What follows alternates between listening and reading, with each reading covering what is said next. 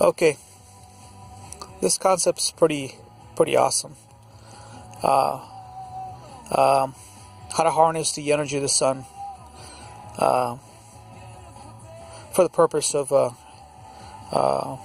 creating a ray gun for welding, energy, heating, you name it. You've taken millions of degrees of heat, energy from the surface of the sun and transporting that massive energy of heat back to Earth. Because normally we get the heat from the sun, but it's only a fraction of what it was when it came out of the sun. So we want to capture that, the same temperature of the surface of the sun, and transfer that to Earth. And how do we do that? Well, here an example, we have a magnifying glass, and then we magnify the solar rays, and we get a fine point here where it ignites whatever we have, paper, you name it. So we magnified the collection of the sun rays into one single focus point, and this focus point is extremely hot. So we could get a extremely large, massive large magnifying glass, maybe the size of a house or larger, and then we focus that point right here, right where it gets extremely hot. But instead of having a surface to burn, we put a fiber optic line, so that energy transfers the fiber optic. So now we have a point of heat, either close or at the point of a million degrees of heat from the surface of the sun at your fingertips. So this heat of the sun is now, it could be used as a tool or a weapon. So now we have captured deadly solar rays at your fingertips. Okay, guys.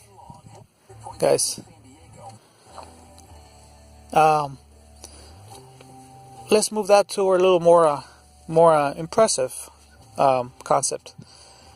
Instead of having a magnifying glass, let's have a, excuse me. Okay. Now we have this concept. It's pretty interesting. We have a fiber optic cable, but in this case we have a cone-shaped fiber optic cable. And as you go down the fiber optic cable, it gets smaller and smaller and smaller, acting as a magnifying glass. So this is one single fiber optic cable. The sun rays go through here. So these sun rays go through here, and they get condensed at the fiber optic cable cone. So as the light travels the cone of the fiber optic cable, the light energy source gets condensed and condensed and condensed, just like just like the magnifying glass. It condenses the energy, and then you have the same principle. Now you have the heat of 1,000,000 degrees of Fahrenheit that the sun has at your fingertips. So, like I said, it could be used for a lot of purposes.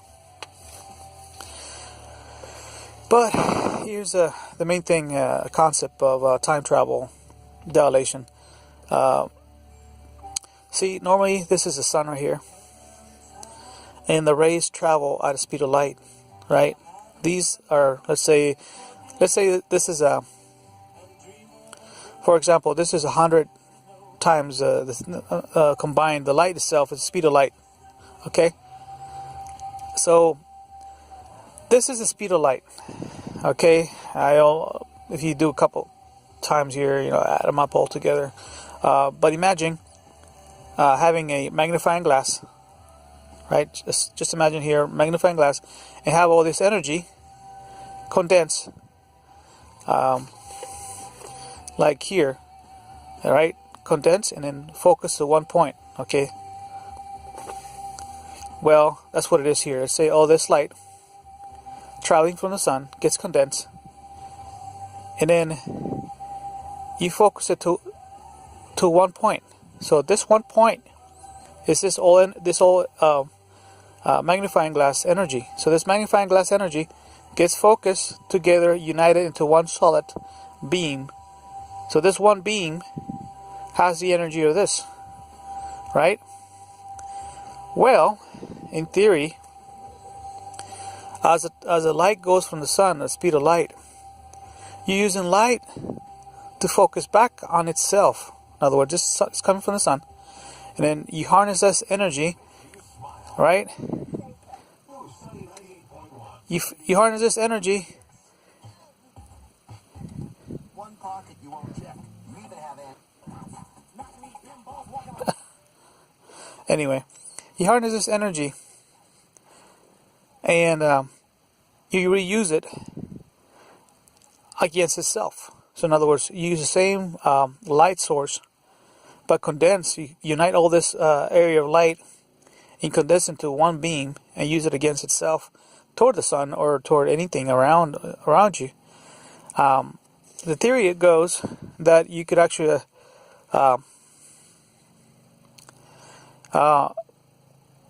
it's kind of scary, but the theory goes that from a scientific point of view is that you could actually perceive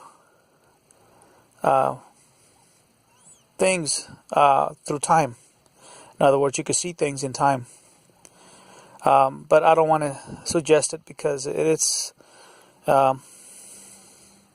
kind of in the time realm thing. You know, I don't want to, you know, but the scientific point is that you can see events around you because now the light source is coming toward you, but then you use a light against yourself to slow it down.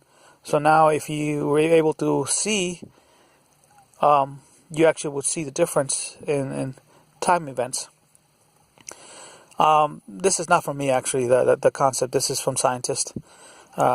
So in other words, if you use light against itself, you could see events in history, or I don't know, events in timeline. Let's put it that way. I don't know. I can't. I don't want to say things that because sometimes we shouldn't actually see the future because that's wrong. But that's a concept. But I'm just saying how we could use the sun's energy, condense it, and then throw it back at it by a single beam, and that way we could actually slow down the solar beam particles by throwing one against it, toward it. So the way I can think of it, it's like when you have a hose, the water comes out with the flow of the water. But if you put another hose and the water hits the other side of the water, so two hoses fighting each other, and what happens to the water?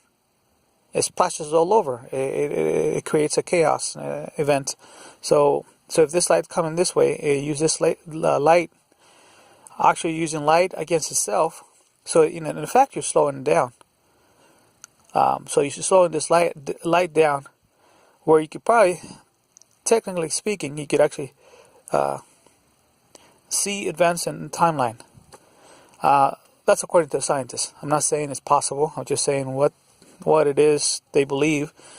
I'm just using this technology or this concept toward that, but I'm not saying I don't recommend it, but it's very complicated. I don't know how you would actually design a machine for that unless you have a telescope built into this, or binoculars or something of nature, but I don't know. I don't think it's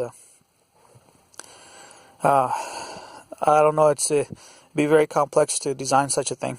But anyway, it's this is in the realm of time thing with light against light itself. So using light energy to slow down the other light coming towards you, and that way you could see the timeline. I guess it's the way I can explain it. Because, you know, the light itself is already going at the speed of light. So it's already traveling through time. So there you go, folks. But that was not my purpose. My purpose was the fact that now you could actually build a ray gun with the solar collection. And you know, that's pretty much it. And that would be very awesome. So you guys have a good one.